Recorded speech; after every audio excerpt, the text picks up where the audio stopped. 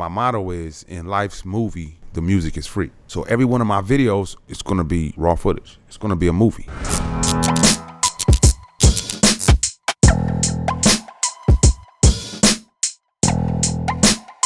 Yo, what's poppin'? It's your boy David Picasso.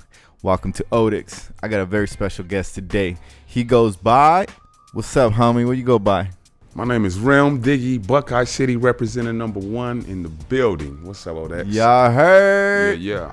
Buckeye. Yo, man, you gotta put me up on game with that, man. We California people, we don't understand that. Break it down to me. And I'm sure from Ohio, right? From Ohio. All right. The capital city, Columbus, Ohio, born and raised. Yeah. Okay. Where's Buckeye come from? A buckeye is a poisonous nut. It's from the I forgot how you say the name of the tree, but it's a buckeye tree in Ohio. Okay, and that's where it comes from. Yes. I bet, Ascletus glabra tree. Because I've heard it before, but I never understood that. I heard people shout out like Buckeye, but I never understood why. Yeah. So I'm assuming you're from there. Okay. Yes. Okay. I see you. I see you. Yes. So for people that don't know, and this is the first time they're checking you out, whether the platform is, Spotify or YouTube or Instagram, what is it you do? I am a hip hop artist, top 5 dead or alive. By the grace of God, I'm still doing music, and I'm just trying to put out a beautiful vision of my art. Word. And people might not know this, but you've been doing this shit for a minute. Yeah. I don't like to say how long, but yeah, I came out here in the early 2000s. I was signed to Koch Records, and people like to ask because my first album was a classic, and a lot of people ask me, why didn't this album blow? And I'm like, 50 Cent. You right around that time? I was the same year, 2003, when 50 dropped. Player. Nobody got no love. He had like, 72 singles, and there's only 15 songs on the album. Yeah. It was tough year for the rest of the artists. Yeah, it was. But you do have a really dope story you were sharing behind the scenes. I want to get into that in Ohio. So walk me through, how does the love for music start? Well, the love for music was always there. My biological father, he's a singer, and he's always dabbled in playing the instruments, and even though he wasn't there instrumentally in my life, but he's been around, it still came out of me. Growing up, I was one of those kids in the neighborhood that would just hung out with the older cats, and even at 7 years old, and I was nice with my hands. They used to like to see me fight, you know what I mean? But it was an older cat. It was one of my best friends. His name is George Powell, Quarter Flash G. He was the lifeguard at the swimming pool, and I came to the swimming pool, and he had his demo tape playing. All right. And I was like, whoa, this is tight. I'm like, this is you? I'm excited. I'm like, yo, this is hard.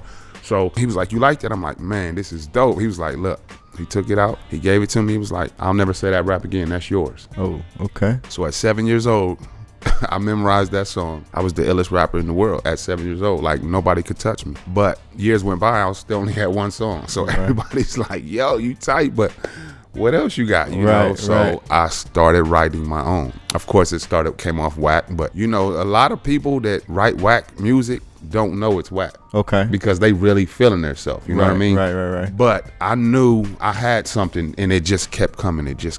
I mean, it was to the point to where my mother, she is like my biggest fan, and I would wake her up at 3, 4 in the morning. Mom, listen to this verse, and she didn't want to get up, but she would listen to it, and she's my motivation. She keep going, baby. I remember one time I was sitting in front of the speaker. Now this is annoying. A referee whistle. Right. Imagine a kid with a referee whistle whistling every note to a Smokey Robinson song. Oh shit. Okay. It just sounds to your parents, it sounds, but to you think you harmonizing and you doing everything with it. And I know I was getting on my mother's nerves, but she came in and she seen me staring at the speaker going in. She said, keep going, baby. Yo, I think that's so important when parents give you that confidence and build that confidence in you. Because like you said, you might have not been the dopest, but later on it develops into something special, right? Exactly. Now, from my understanding, writing music is not as simple as people may think, just grabbing a pen and just putting shit down. So how did you develop that talent of actually writing music?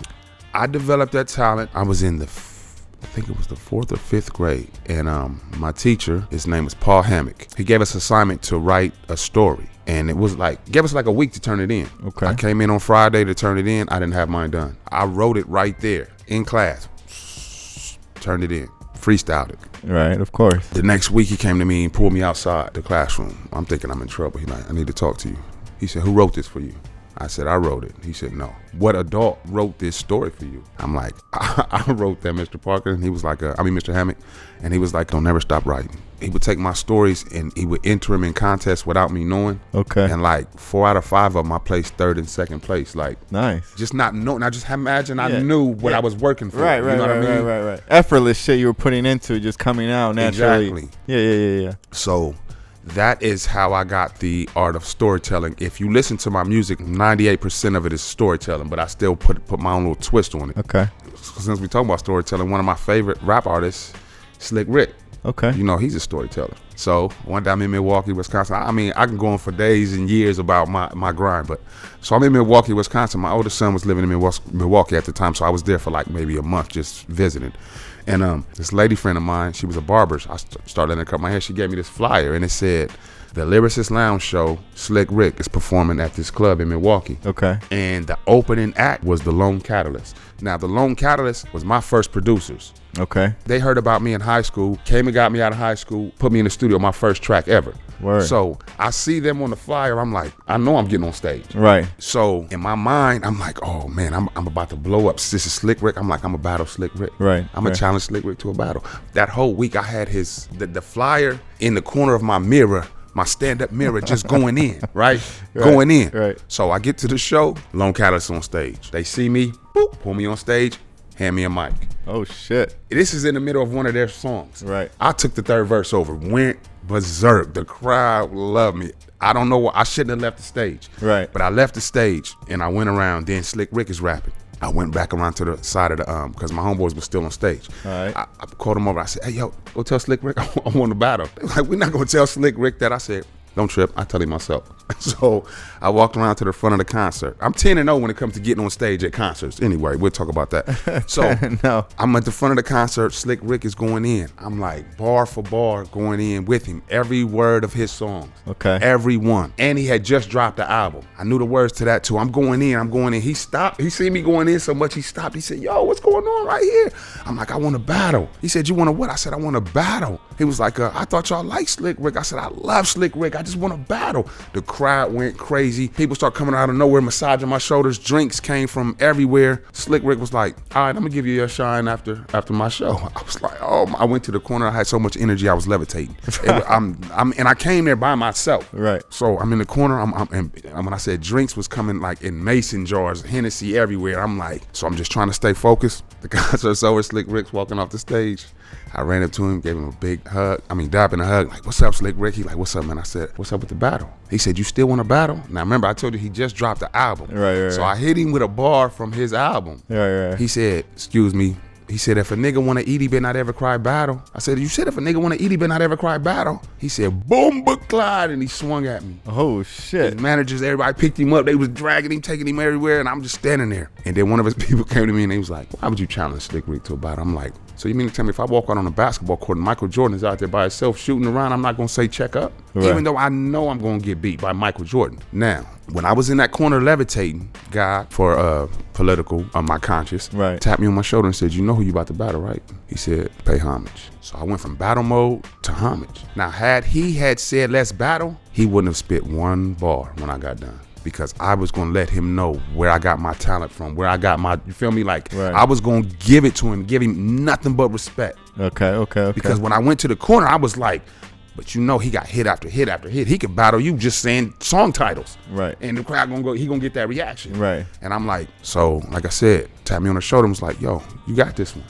It didn't work out that way, but I wish he would have hit me because I would have been on the cover of the Source magazine the next day with the patch on my good eye. Yeah. Showing you my bad eye, you know, the Relm, Diggie, Seuss, Russell Simmons, and Def Jam. Yeah, that would have, you know. That would have been a big story, bro. Yeah, big story. So when you say about my music, like my soon as I stepped off the porch and when I knew that I was great, right, and I deserved to have a spot, I unconsciously got rid of my off switch. Got you. So I don't know how to stop. Now you mentioned battle. I don't feel like battle is as popular now in this era as it was back in the days. Like I feel like back in the days that was something you had to go through to kind of certify yourself as an artist. Yeah. Now it's very common for big artists to come out and say like, oh, I have writers, not a big deal, and they're still appreciated at the same level as the people that write their own shit. Personally, me, I respect the person that writes, of course. But that could be the old school in me. So when you talk about battle, I'm assuming you battle a lot. Not now. Back in the day. Oh my goodness.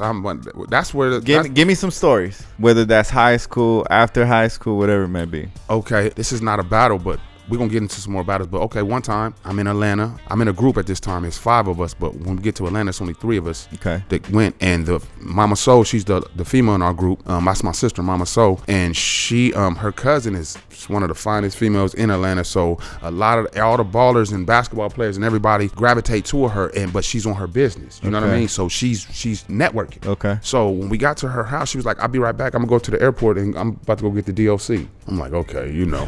Boom, I get in the shower, come out. I come down to the living room. The DOC sitting in a chair. 2 members of my group sitting. 2 other MCs are sitting. I sit down and instrumentals are playing. And nobody's rapping. Okay. Yeah. I start. I'm like, yo, what is going? I'm like, I'm shaking. I'm like, I'm rocking back and forth. I'm like, nobody's saying nothing. I stood up in the middle of the floor and I start going in. DOC stopped, turned the music off. He got in my face. He was like, you talking about me? I'm like, nah, I'm just giving you bars about me. Right. He said, are you talking about me? I said, nah. He put his arm around me. He looked at my group. He looked at the other ones. And he said, this is the one right here. From there, he took me to MC Breed's house. Yada yada. That's why I tell everybody I was supposed to be on the Chronic 2001 because when DOC had linked up with me, it was all like a blur. You know what I mean? I'm like, wow, I got like one of the biggest rappers in the world, like really rocking with me, right? So I left Atlanta and went back home to Ohio, and I'm like 2 days later, like 3:34 in the morning, my phone rings. I'm like, hello. He like, Relm. I'm like, yo, what's up? What's up, Doc? He like, you in the studio? I'm like, nah. He's like, never leave the studio. You should be in the studio right now. So he go in there, he's like, I want to sign you. He was like, Dre got this white boy out here. Dre, well, this before Eminem, even popped or whatever. Okay. He was like, yo, Dre doing his thing with this, but I want to try to associate you with this. So me being a young hothead, this one Rolodex type, the electric one where you store the phone numbers in, right? Yeah. So I'm at the club, I'm banging on people. I'm like, yo, I got DOC's number. Took one too many drinks, sat my thing down and lost it. Oh, lost contact with DOC. No way. Yeah. And it's different like back in the days, bro, because and some of the viewers might not even understand this, but we're not talking about like you linked up through Instagram. Or even sometimes even pulling up on Google wasn't necessarily the way to contact people. You know what I mean? Even though Google did exist at that time, it's not as simple to connect with people, right? Yeah. So what fucking happened, bro? You lost the number. What's up? Lost the number. Comes back full circle. One of my homeboys that went to my high school, he gets drafted to the Dallas Mavericks. Okay. He played for the Lakers 2 years after. His name is Samaki Walker. Okay. So he gets drafted to Dallas, and he's having this party in Dallas, and he wants me to perform. So I get to Dallas. We go to a club in Dallas. As soon as we get to the club, there's somebody facing this way. We're walking up behind him, and he turns around, and he's face to face with me. It's the DOC. Shit. He looked at me. He looked up at Samaki and said, put all your money into him. Didn't happen, but that's how that went. So we did, we chopped it back up again. And, he co-signed you though by just saying that. Yeah. Fact. After I met DOC, a friend of mine was on the run. You know what I mean? And I was looking for a record deal, and he was on the run, traveling around the whole United States. So I was like, you know what? Let's go. And he was like, we're gonna get a deal. We driving around. We get to Atlanta. This friend of mine that I'm talking about, he could sell water to a well. He had to learn that. Right. So we walk into he's finessing himself everywhere. And we walk into this studio, and some members of Outkast or whatever are they're not Andre and Big Boy, but they they're of that family. The camp, yeah. Yeah, they're recording. And we walk in, we're trying to shop, and they're like, we're in the middle of a session. And so they like, y'all gotta leave. So as we're leaving, my cousin, my friend, turned around and said, all right, y'all gonna miss out. Everything stopped. I'm like, man, how'd you do that with just saying that? They like, all right, let me hear it. Press play. Now, we don't have a place to live. We just driving around. Right. They listen, 1 song, 2 songs, 3 songs, 4 songs. They listen to the whole album now. I done took over their session. Now we're outside chopping it up. One of the artists was like, come sleep on my floor. Now we're on the floor. The next day, my cousin, he's a finesser. He said, all we need to do is find one of these young good ladies that work at a apartment complex that rents the places. He said, she got to be young and bad, though. We get there, we find one. I'm like, man, listen, my cousin's such a finesser. He's talking. I walk outside. When I come back in, he's massaging her feet, and we got the keys to an apartment. No. Damn. Like that, huh? Like that. So now We drive back to Columbus, Ohio, load all this stuff on the U-Haul, bring it back. So now the U-Haul turned into my rental car because we didn't turn it back. Anyway, I digress. But so what I'm saying, is, don't tell me you're showing up to recording session in this motherfucking U-Haul. In the U-Haul, I showed up to what's the name of that big studio? They had a big party in Atlanta. What is the name of the studio? Shit, I don't know. Jermaine the Priest studio. It was big like that because that party everybody was there. But did I not park that? I parked the U-Haul in the Kroger's about a block away. Ended up at the party, but So what I'm saying is, my grind is like, I could be 95 years old still talking about listen to this. Right. You know what I mean? I'm still gonna be I'm an author. I'm a craftsman when it comes to my music. And if you listen to my music, I bring a lot of pain. And that is, I'm jumping ahead of myself. My future project next year that I'm working on, my album that I'm gonna drop, is called Sharing Pain. Okay. And it's where I'm sharing all my pain. Okay. And that's my mother's name. Okay. Sharing Pain. So wow. Yeah. Okay. So I'm gonna take you there, like from intro to outro. You're gonna need Kleenex. That's dope. Can't wait. Can't wait. Thank you. Okay, so I'm sure from Ohio to Atlanta, and obviously you've been traveling everywhere. Mm-hmm. At one point, you do get signed, though, right? Yeah. Okay. So the end of 2002, 2003, I like to let you know I'm from Ohio State and from Columbus, Ohio. And in Ohio, the capital city of Ohio, all we have is the Buckeyes, and that's all we care about is our Buckeyes, born and raised. You know what I mean? And so that year, I wrote a song called "Welcome to Buckeye City." And we were 2-0 when I wrote that song. To give you a quick rundown of the story, I was in New York, me and my manager, rest in peace, Derek Goins, and we was at the bodegas looking for instrumentals, and I found an instrumental that I wanted to do a mixtape on, and it was Jay-Z and Cameron's Welcome to New York City. Well, at that time, Cameron and Dipset happened to be living in my city at the time. We'll get to that. So I get to see the instrumental, Welcome to New York City. I'm like, oh, I'm going to rep my city on. I'm going in right in my head. I'm telling my manager, I'm like, oh, man, I can't wait. But I'm like, I don't know what to call it because it's the song, the instrumental is Welcome to New York City. Right. And I'm like, what do I call? Welcome to the capital city. I'm like, no, I can't come off that. So I didn't know what I was going to call it. We're on the plane going back. I'm half asleep. He tapped me on my shoulder. He half asleep. And he's like, got a name for it? What you going to call it? And I didn't even open my eyes. And I just like, welcome to Buckeye City. 3 seconds later, we both stood up in the middle of the in the aisle, like looking at each other like, that's it. I think you did it. I'm like, I think I did do it. So we get back home, we get to the studio. I borrowed out the first 2 verses. I'm going in, I'm talking about the city. So like, if you know Columbus, Ohio, you know we got Bow Wow. You know we have Buster Douglas. He was the first man to knock Mike Tyson out. Okay. So I'm talking about my city, and I like the first bar I say, first off, we got like the world's second largest campus, and the first man that ever sent Mike Tyson to the canvas. We keep Lil Bow Wow in front of them cameras. Let the pups eat first. The big dogs stay famished. So boom, that's letting everybody in my city like right there solidified like, okay, he's going in. Right. So I give him two verses. Then I call my little brother Diamond. He's in our group Renaissance. I give him the 3rd verse, and he murdered everybody in 52 states. And I'm like, yo, this verse is hard. But my manager came in and was like, that's a hard verse. We're going to put that on another song. Okay. We need you to rep the football team. Boom. We was 2-0 that year. You know, the Ohio State Buckeyes, always the best. But anyway, so we was 2-0 that year. I wrote the song. And just so happened, one of the people from the radio station who happened to be now my mentor, my best friend, one of my best friends, Sean Anthony, and he's one of my producers. He works in our studio. Okay. So I give him the song, not thinking it's going to do anything, because it's so much politics with radio. Your song just can't go straight to the radio, right? Yep. That's true. Even though he's on the radio. Right. So what happened was our rival, we played the team up north, Michigan. So that Saturday we played Michigan. They played a Kiss It or Diss It. Okay. So they played 2 songs, Kiss It or Diss It. It was a battle. My CD started scratching in the middle of the 2nd verse. I'm listening to it. I'm like, I lost. Oh, damn. I lost. No, I didn't. The city was like, yo, play that again. Like it went.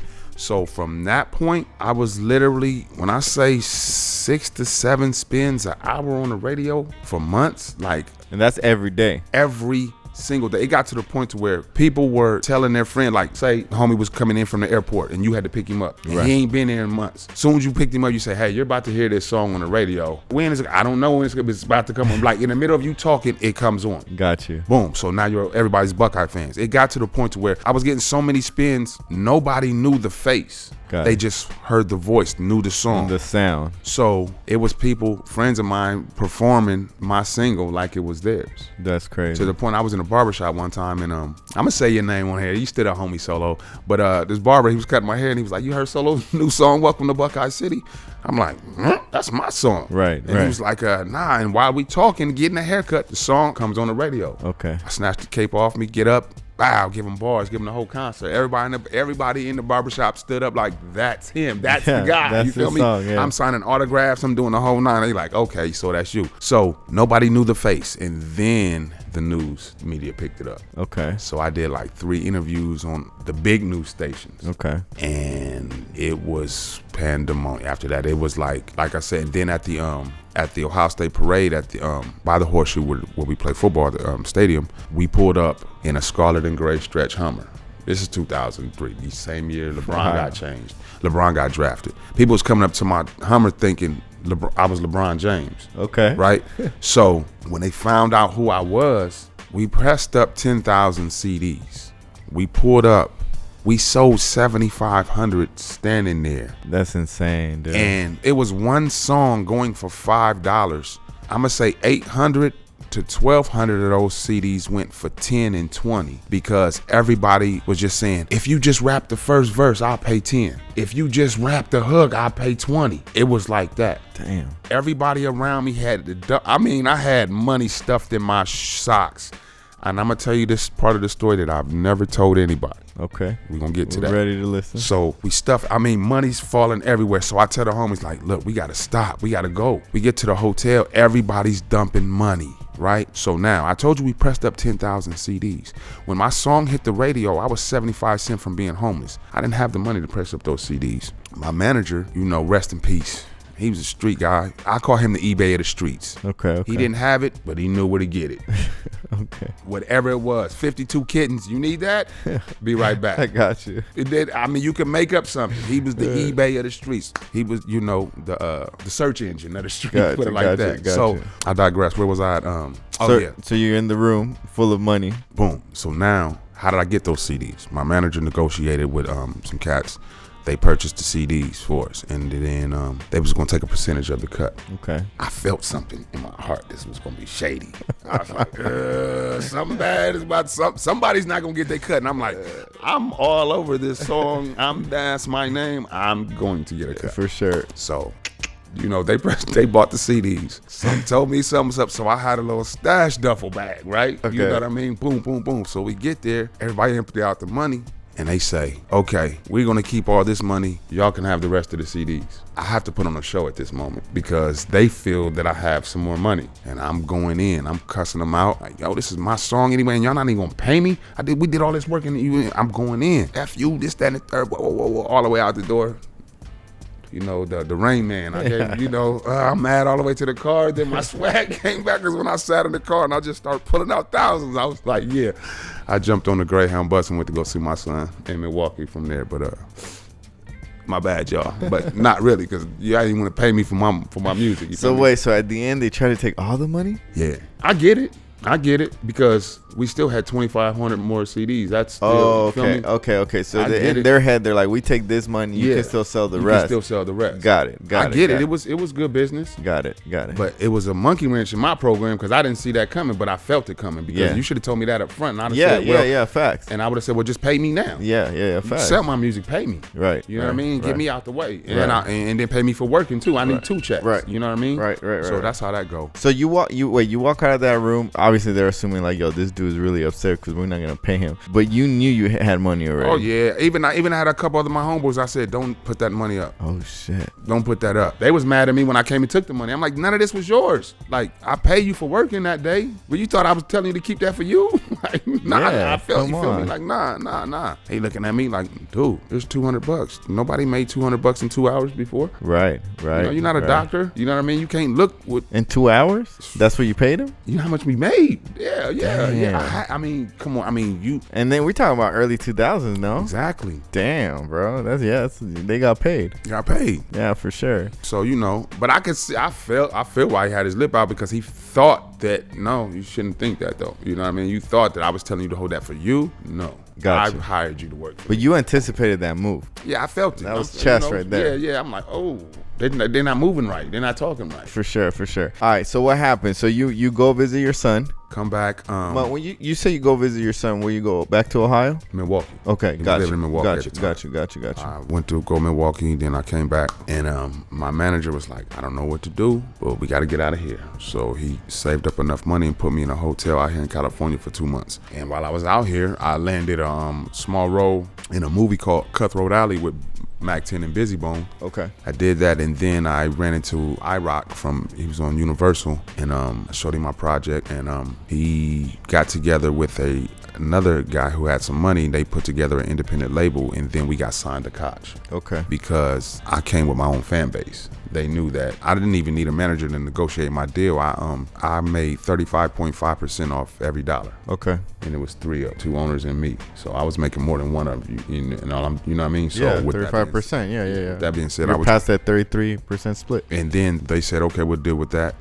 But we don't want your crew. We don't want nothing that you had to do with those beats or none of those. We're going to remake and do everything. So your raw footage family had nothing to do with this. I said, that's cool, but you're going to put that raw footage stamp right next to your stamp on the back of the album. So we sell 1 million records. My manager can say, I sold 1 million records. That's me. You know what I mean? I see, for credit. Exactly. Gotcha.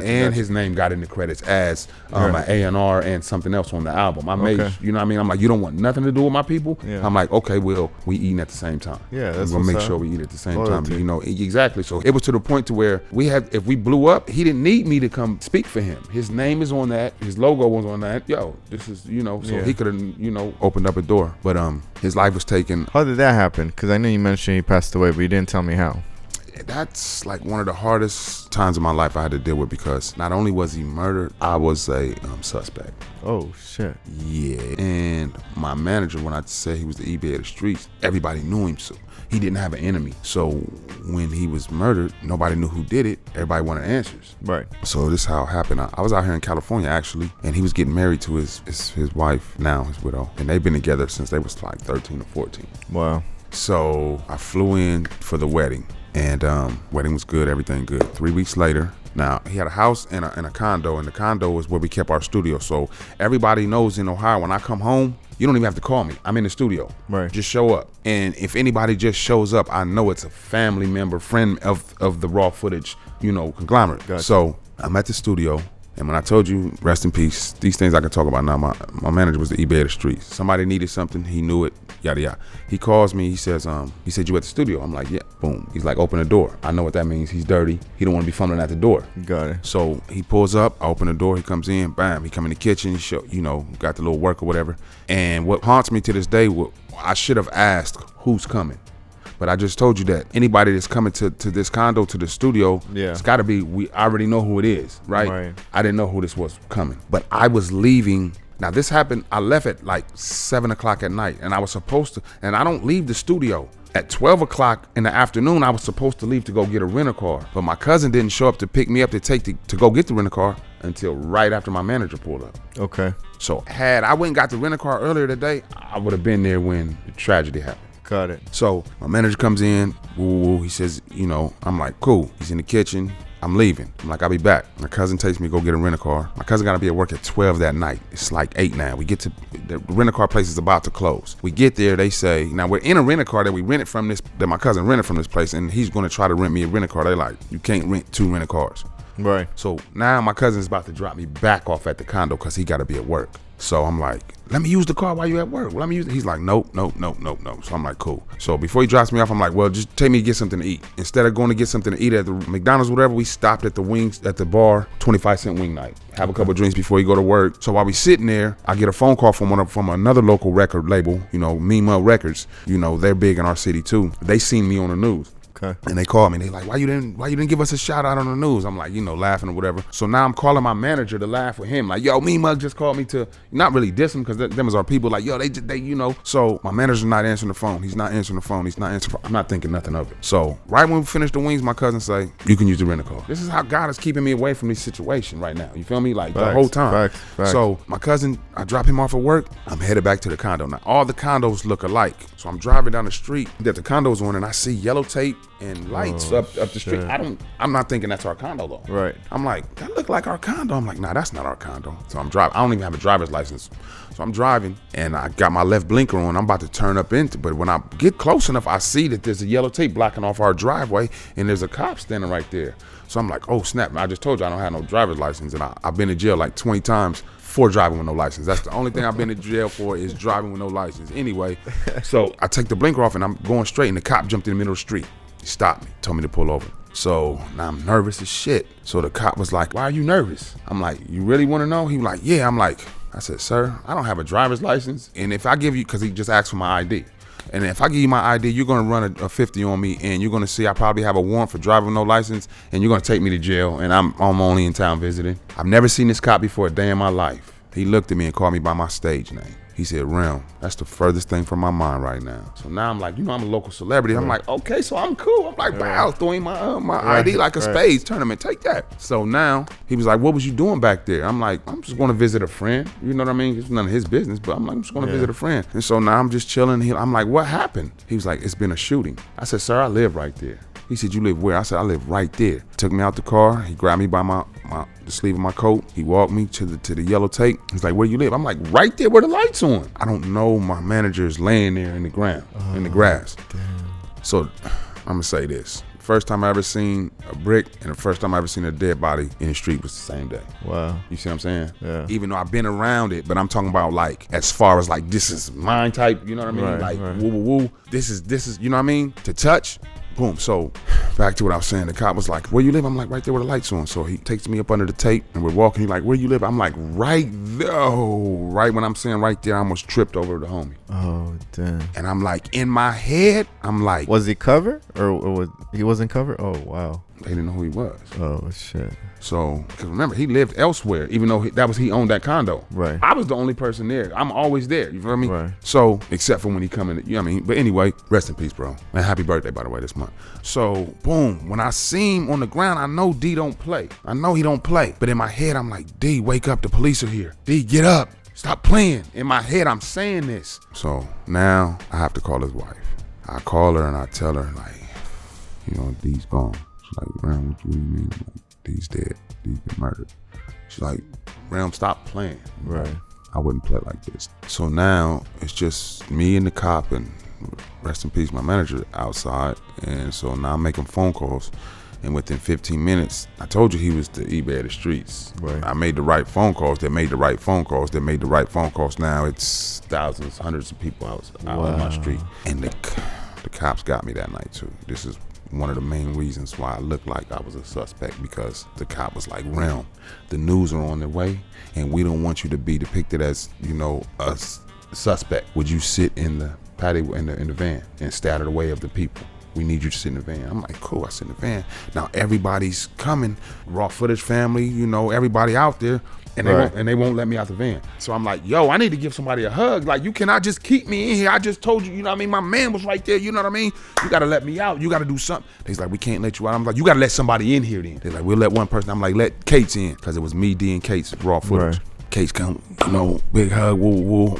I'm like, what? He like, what happened? I'm like, I don't know, woo. So, good cop, bad cop. After he left, got in the car. They, one cop, trying to be nice to me. The other cop, lift your boots up, lift your shoes up. Let me see your hand. You know what I mean? Right. So they take now. I told you, hundreds of people out there now, and the only person that they see getting taken to the police station is who? Me. Yep. I'm not thinking none of this though. I'm not thinking I'm thinking, everybody knows me. I'm the rapper. I'm the artist. Everybody love, you feel me?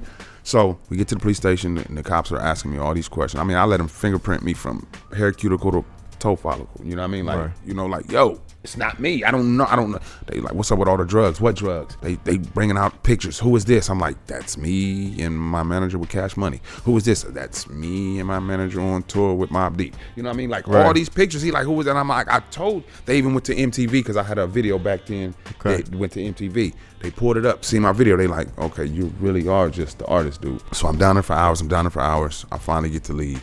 And I still don't know that the streets is talking about you. But I was about to be murdered. Wow. I was like, it was that. And I didn't know it but I felt it. And I was supposed to fly back to California, but I didn't. I stayed. I said, I'm not gonna leave my family in this. Right. If I'm gonna die, me and D gonna laugh about this in heaven, because I don't even have the energy to defend myself, because I'm trying to mourn. Right. And to be honest, I didn't even really mourn my manager for real until years later when Nipsey passed. We'll get into that. When I say the streets was after me, I will be in a room full of the homies that love D, that knew me and D's relationship. We in a room, I'm sitting right beside him. The homies, he's crying, he's looking in the sky, and he's like, we gonna kill you. And I know he's talking about me. What do I say? Yeah, we gonna get you. Like, it was awkward. Even at the funeral, his father-in-law, OG from Chicago, I sat beside him. He said, nigga, you can't sit here. Wow. I was getting phone calls from people I've never even known. And they, hey, can you meet me here? When I tell you he was the search engine of the street, he was the plug. He was definitely the plug. Even though he was the CEO of the record label, he was our city's Nipsey. Right. I mean, he was a good guy, like good dude. Right. Good dude. That's why nobody could believe that I didn't know, or nobody, you know what I mean, what happened to him.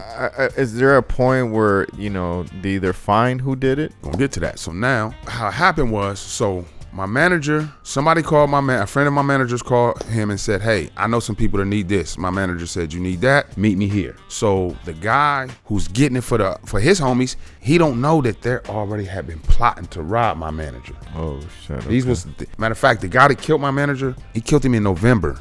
He had just beat a murder case that October. Wow. A month before. So anyway, he had no idea that they had that in their mind. But he's still being from the street. He knew don't take nobody to. So he left them blocks away and talked to my manager in the house, in the condo. So while they're sitting there talking, the door kicks open and the guy, his partners come in and they put the gun to his head and they're holding him down on the ground. And I know in my manager's head, he's like, this is a setup. Right. Of course. Y'all, nah. So, and my manager was an athlete, track star, football, the whole nine. Just so he takes, I don't know, he just got married. He's going back home to my family. I'm getting out of here. So I know he just got up off the couch, takes off running, and he made it out the house and they gave him one to the back of the head. Ooh.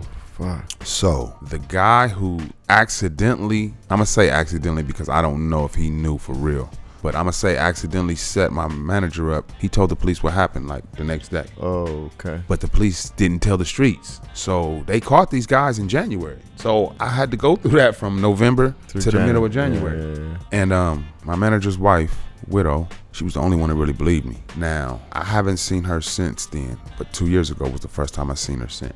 I went back home and we had lunch, we talked, we chopped it up, and she told me, my whole family, she said she had to tell people, if y'all touch Relm, don't talk to me anymore, because she knew I didn't. But it still was uncertain to people. Right. I wanted answers. Right. It was to the point to where when I said it was me, D, and Cates, we were raw footage. When Cates pulled me to the side and asked me, did I touch the homie? Like, did you? And I'm like, how could you even ask me that? Right. Did you do it? You knew where he was going. Yeah. I'm at the studio. Right. You know what I mean? Like, I'm like, you know what I mean? But it was bad. Like I said, people was calling me, hey, can you meet me at the wing stop? I mean, at the BW3's, Buffalo Wild Wings. I don't have a car at the time, so I'm getting dropped off at these places, meeting these gangsters. And hindsight 2020, I know that there was probably 10 cars in that parking lot when I'm getting dropped off. Right. And they're just checking my temperature, watching the energy. Right. Watching to make sure I don't have nobody watching my back. And they see me just nonchalantly and they like, yo, he gotta be telling the truth, like, because anybody else gonna move different. Right, you'll get nervous. I mean, you can tell when you talk to somebody. I feel like you can at least. Yeah, you can, yeah. But especially something like that. Yeah. But you stuck to your ground. Obviously, you didn't do it, so fuck. Yeah, like I said, I wasn't gonna You were just speaking the truth, yeah. I wasn't gonna leave my family in that. I was going to, like I said, I didn't have the energy to debate, to defend myself. I'm like, if you're gonna do it, you're gonna do it. You're gonna feel stupid in the end. You know what I mean? But once the information leaked out, did you get calls about it? Like, okay, yo, my bad, that I looked at you. Yeah, I did. There's still people that don't believe it. That's just because they don't want to believe it. You know what I mean? But that's on them. You know what I mean? But like I said, rest in peace, my manager was loved by everybody. He didn't have an enemy. Even if he did you wrong, you laughed about it, because he was just that much of a good guy. You know what I mean? Like, he was. No, I can see why you're comparing to Nipsey. It's a very, true story. Nipsey's not supposed to have any enemies, and allegedly got set up by his own player in the crew. We still don't know the full story there. But all right, so what happens after that? Now you don't have a manager. No, I don't have a manager, so I'm just, I came back to Cali and was raising my son, working. I got a job in the mental health field. Been working in the mental health field since then, doing that, but still doing my music. And now we're here right now with my new single book. Before that, when I came out here, I was, it was one time out here. There was this is how my grind is. There was a contest. Okay. For $100, the best performer. And this contest went on every Sunday. So you just had to come and sign up. So when I get there to sign up or still performing, and I'm like, where do I sign up? Dude said, sign up right here. And I told him, I said, you might as well give me the $100 now. He did exactly what you did, laughed. He said, "Now you got to perform." And I said, I'm like, you wasting both of our time. I don't know what's going on there. I just knew what I had. You feel me? I know that I'm a songwriter. And you put me in front of people that are going to listen to me. Right. They're going to tell the difference between a rapper and, you know what I mean? Yeah. Exactly. Facts. So, absolutely, bro. He laughed. I got on stage. I did my thing. And when we got done, he got on the mic to announce the winner, and he said, "Man, this dude came in here and told me to give him the money now. Well, y'all please pay this man." And I ate like that for weeks. I knew I had $100 coming on Sunday. That was my job. Every Sunday, I would, like 5 Sundays in a row, I did the same song. No way. Yeah, I mean, because I knew it was that powerful, and it's gonna be some more new artists coming. Y'all not gonna be able to beat this. So then one time I went to a show, another contest, and the winner of this contest received 2 beats from this platinum producer, 3 interviews from these record labels, and this gold chain that says the winner. I'm in there with my son, young kid, and 2 people. One of the guys that's performing has a song on the radio. He has 50 people with him. Oh, okay. They're judging off crowd participation. I'm in there with 2 people. I looked at my son, I said, I'm gonna win this contest. I said, and if I don't win, I'm still gonna win. And he looked at me like, what does that even mean? Boom. The guy whose song's on the radio he's performing, I mean, it's a concert. Everybody knows word for word for word. It's one of them like Baby Bash songs. Everybody know all of them. It was one of them, you know what I mean? Like, I'm even singing it like, dang, I heard this stuff too. So I get up there, I perform, I do my thing. I get done, they announce the winner. Of course, the winner was the Baby Bash dude. It wasn't Baby Bash, I'm just saying. But after they put the chain on him, every judge came to me and said, you got robbed, here's our card. Oh, shit. Okay. And I looked at my son, I said, I told you. Even if I don't win, I'm gonna win. Why? I know I was in a room full of rappers, and there's nothing wrong with being a rapper. I'm just an author, and you're gonna give me time and I can control a room. Right. You're gonna give me time to pull all this emotion out of you. Come on now, and you're watching me. Oh man, so you're in your element for sure. In my element. Like when I'm on stage, like even my homeboys know that when I'm done performing, don't even talk to me for like 20 minutes. I'm not the same person. It's so much energy, and it's like sometimes I can't control it. You might say something, I might snap. It sounds like I'm snapping, and now we in an awkward situation. But like, don't even say nothing to me for 20 minutes. Just let me calm down, because I gotta come. Because I go there. Like when we in my 5-man group we had back in the day, the Renaissance. Every time we performed, everybody in the crowd was like, who is Berserk? They started calling me Berserk. Even though my name is Relm, they just like, yo, you crazy up there. Right. Like, because I'm like, it's 5 of us up there. I'm gonna make sure you see me. And it's not competition. It's just, that's me by myself. That's me, you know what I mean? And I'm a performer. When I perform, I'm performing. I used to say, if you want to hear the song, buy a tape. You want to hear the show. You want to see a show, set a date. Like, yo, I like that. You know what I mean? You want to hear it, you listen to it. You want to see a show, set the date. I'm gonna give it to you. You know what I mean? I like that. Yeah. Let's talk about some cool projects though, because we prior to this we saw a music video that you did and had a dope spin to it. Tell me about that project, how it came to life. We talking about Here We Go Again? Yeah. Here We Go Again. That's my new single. It's out on all streaming platforms. The video is out on YouTube. Matter of fact, the video just was premiered on BET on the 11th of this month, a couple weeks ago. Now that video, it's on Black Lives Matter. And now the song came about, I had written a 5-minute war cry. Like, I was going in, and it was just a long verse, and it was to one of those choppy beats to where, and matter of fact, the same bars are in this song, but you don't get that same feeling. Okay. Had I had put those bars on this beat and put it out, it would have caused some anger. That emotion would have came. Like, yo, like, we tired of this, right? Gotcha. So I'm writing, and I'm searching for beats. I find beats on YouTube. I find beats on SoundClick. So I'm going through SoundClick, and I'm listening to these beats, and I even write country songs. I'm a writer. I'm an author. So I wasn't in the R&B mood, and this beat came on. This instrumental came on the track, and it sounded like an R&B track, and then the hook came in, and the guy was singing, and he was singing so good. I'm like, this is an R&B track, and I was about to skip it, but I started listening to what he was saying. Knee on my neck, why do we tolerate all this disrespect? And I'm like, hold up, like, and I turned it up again. I'm like, whoa. So I looked to see if the beat was still available. I'm like, nobody bought this beat. Now usually I'll lease the track, but I saved up some paychecks and I paid a couple $1,000 to buy this out. Now I own all the publishing for this beat, right? So I start writing the song. I'm going in. I'm like, I started writing it like a Black Lives Matter song, like, but I was using all the acronyms from BLM, Black Like Me, Black Like My, I was going in like that, but then God tapped me on my shoulder and said, man, this song is already done. I turned my pages back. Remember I told you that I wrote that cry, that 5-minute war chant. Right. I started spitting some of it and I'm like, ooh, and then it ended right when, like, I stopped one of the bars, like right when the hook came in.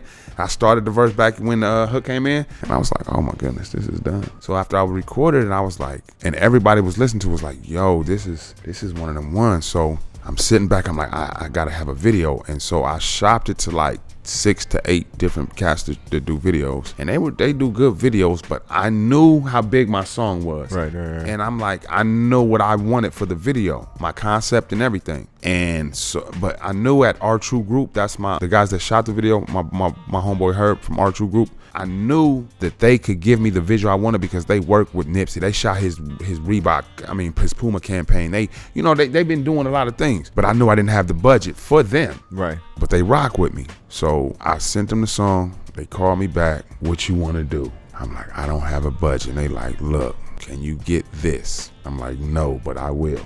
I love that. You know what I mean? Yeah, So, I got you. So I shot them my concept of the video we just watched. Yeah. Dope ass video, by the way. Thank you. And they like, Herb was like, we sat down and we had to like really have a meeting of the minds, because Herb he seen a whole different video. His video was dope, what I seen, what he told me, but he was saying the way that my video is going to cause some Black Lives Matter backslash. Yeah, and Black Twitter they gonna be going in on me. And I'm like, they wanted murder, in the video. I'm like, nah, we can't. I'm like, trust me on this one. I thought they was gonna say no, we don't want to do the video, because some people say I'm not putting my name on that. Yeah, facts. Yeah, and they don't want to sign on it. I'm not signing. It's their rep. Exactly. Yeah. So I was like, please. He was like, all right, we'll do it. He said, just remember, you're gonna be answering all these questions. I'm like, cool. We did it. We shot the video, and the color coding and everything that they did for the video, they took what I seen. They gave me exactly what I wanted to see, but turned it into, motion picture. Yeah, dope ass productions. That's why I asked you. Yeah, for sure. The production behind it is high quality. Now, explain to me how BT ends up picking it up. I shopped it through a network that shops your video. Okay. And he's like, there's no guarantee. I'm like, all right, cool. And I went to this guy because I had a guy who was telling me, I can guarantee you get this video on BT, but it's gonna cost you $5,000 to $10,000. I'm like, I don't have that to, And I understood if I did have it, I probably would have said, okay. So I found this guy who loved the video, and he was like, I work a lot of videos. He said, but I'm gonna see what I'm gonna do for you. I'm like, okay, And he shopped it to all these networks. And then one network sent me a screenshot. It's in Germany. They have a video channel. They show top 30 videos or whatever. My video was #1 in Germany on that platform. That's dope. You know what I mean? So then they called me and said MTV and BET picked it up. But there's a part, like, if you listen to my music, I didn't want to spoil it, but I don't use no profanity at all. But MTV, this is where the politics come in. MTV was like, we love this video, but we can't play it unless you change one of the words. I'm like, I didn't say any curse words in there, but I said clip. And they like got to change. And so the guy who was shopping it, and he said, I usually send the video back to the artist and say, get back in the studio and fix this. He said, but for your video, I did it myself.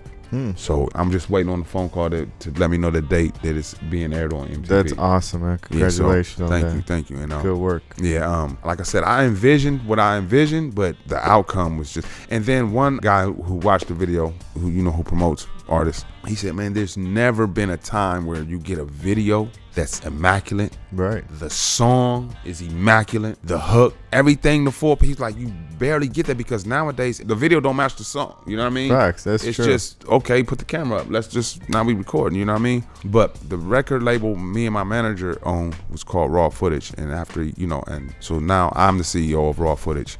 And my motto is, in life's movie, the music is free. So every one of my videos is gonna be raw footage. It's gonna be a movie. Every one of them, every single one of them. I'm not gonna, that's my lane, you know. That's and, dope. You know, my creativity to be able to sit down and really take a thought, take a song and really, you know what I mean, make it mean something now. Yeah, piece it down to like reenact the words. Exactly. You know what I mean? To where your song, to the song is now just the score. Right. The video was like, oh my. So now when my single dropped on DistroKid, my video wasn't done yet. So I didn't promote the single yet.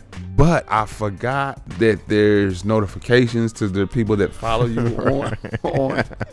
So one of my biggest fans, my brother, he gets the notification. And I told him, I said, listen, I got one of the biggest songs in the world. I said, but I don't want you to listen to it until you see the video. I want you to see the video first. He gets the song and he calls me and he says, man, he goes in, he starts dissing it. He's like, man, it was his own agenda. He wanted me to, just like the video people, they wanted rah-rah, you know what I mean? To the point to where I hung up on my brother and I ain't talked to him till after the video dropped.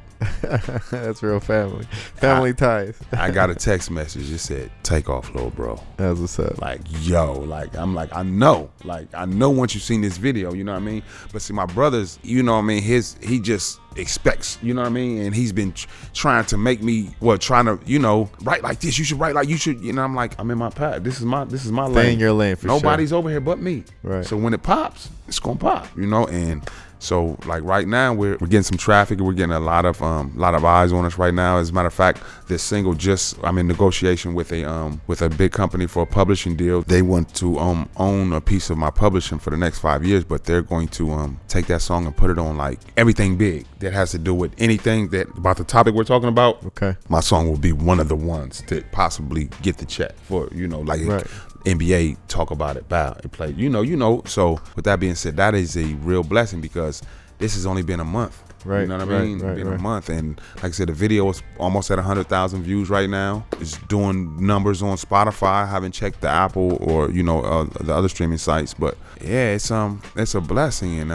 And it all happened like during this quarantine time where, you know, everybody's trying to figure out to reinvent themselves because it's like, you know, the world reboot. And now it's right. Like we have to like to live a different way now. Right. So how do you find yourself in that way without finding yourself in your way? You know what I mean? Yeah. So a video before I shot this one, I mean, the video we're talking about, the video that I shot before that, prior, I taught myself during this quarantine how to shoot my own videos. I got my tripod out. I studied for like a week. And I even wrote a song called This One talking about COVID-19. So and shot that video and you know, it did some numbers on YouTube. But I mean, just like I took this time to really like show myself that the helping hand you're looking for is truly at the end of your own arm. Yeah. You know, you gotta start with you. Exactly. You can do it. So and stick to your guns, believe in yourself. Because I had changed my video because somebody else, like I said, it was a dope video concept, you know. Right. It was still on the same path to mine, but had I had, you know what I mean? Who knows? Would I be getting this interview right now? No, but you're responsible for your own destiny. So, exactly. You know, I'm glad you stuck with that. Let me ask you a question, bro. If you can go back in time, so you can go back to when you were 17, 18, and you can talk to yourself, right? Mm-hmm. And you can give yourself any advice that you know is going to help you for the future, what would that advice be?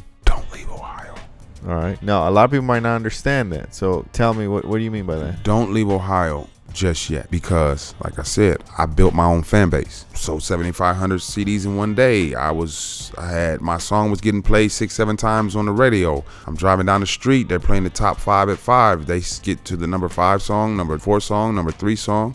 They say the number 2 song is the Fiesta Bowl remix by Relm Diggie. I'm like, wow, I got the number 2 song on the radio. Then they say the number 1 song, I got the number 1 and number 2 song on the radio. I digressed again. Where was we going? No, so the question is, you go back in time. Okay. And you give yourself some advice. I would not leave Ohio, not just yet, because the industry was coming to me. I didn't have to leave. To the point to where I'm performing at the Russell Simmons Hip Hop Summit after I got signed.